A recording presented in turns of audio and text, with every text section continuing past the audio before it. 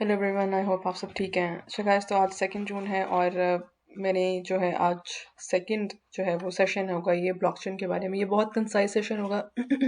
सो इसके अंदर आपको जो चीज़ें हैं वो काफ़ी कंसाइज नज़र आएंगी ताकि और कंसाइज समझने में भी आसानी होगी, ताकि आप लोगों को जब एक दफ़ा चीज़ों का कॉन्सेप्ट पता हो तो उसकी जो बैकग्राउंड है उसको अंडरस्टैंड करने में आपको जो है वो डिफ़िकल्टी ना हो।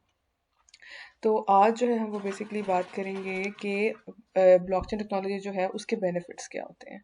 तो पहली चीज़ ये कि जी हमने जब पहले हमने अपनी पिछली वीडियो में जो है जो पिछले सेशन में वो बात की थी वो थी कि जो ब्लॉकचेन होती है उसकी कुछ कैरेक्टरिस्टिक्स होती हैं, जैसे कि उसके अंदर डिस्ट्रीब्यूटेड लेजर सिस्टम होता है, प्रूफ ऑफ वर्क होता है और हैश फंक्शंस होते हैं।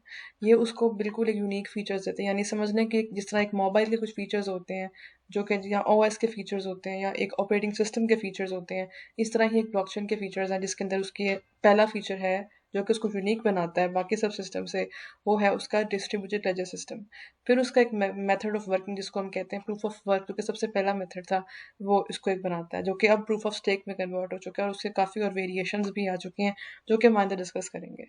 और हैश फंक्शंस जो होते हैं वो बेसिकली इसकी एक इंक्रिप्शन कोड होता है जो कि इस तरह से जो है उसको वेरीफाई करता है कि ये एक ख़ास ब्लॉक की ही हैश है और उसकी की है, और उसके उस हैश के बगैर वो दूसरा ब्लॉक जो है वो वेरीफाई नहीं करता ट्रांजेक्शन्स को।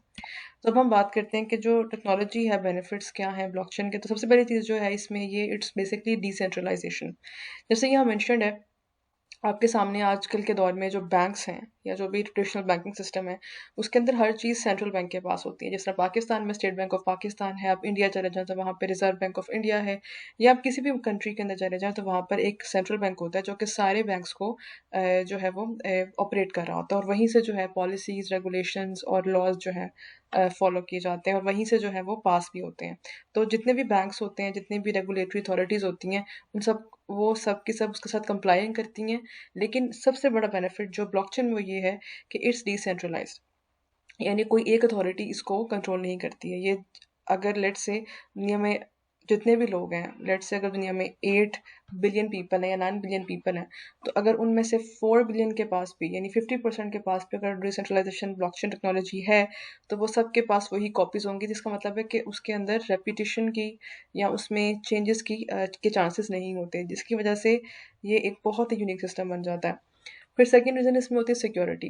जिस तरह हमने बात की थी कि हैश फंक्शंस जो होते हैं वो किसी भी एक ब्लॉक का हैश फंक्शन दूसरे के साथ सिमिलर नहीं होता, उसकी हैश की सिमिलर नहीं होती।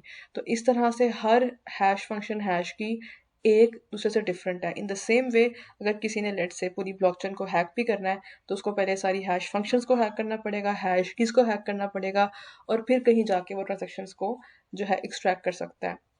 लेकिन ये पॉसिबल नहीं है क्योंकि इतने हैश फंक्शन, इतनी हैश कीज़ को एक्सट्रैक्ट करने के लिए उसको इतनी पावर चाहिए जो कि आम पॉसिबल रीजंस में या आम पॉसिबल सिनेरियोज में जो है वो मुमकिन ही नहीं है। फिर इसमें आते हैं इम्यूटेबिलिटी, जिसके बारे में हमने पहले भी डिस्कस किया था कि इम्यूटेबिलिटी एक ऐसा फैक्टर है जिसके अंदर आप कोई चीज़ अगर जैसे है वो वहीं पे रह जाती है और उसमें चेंजेस नहीं होती हैं।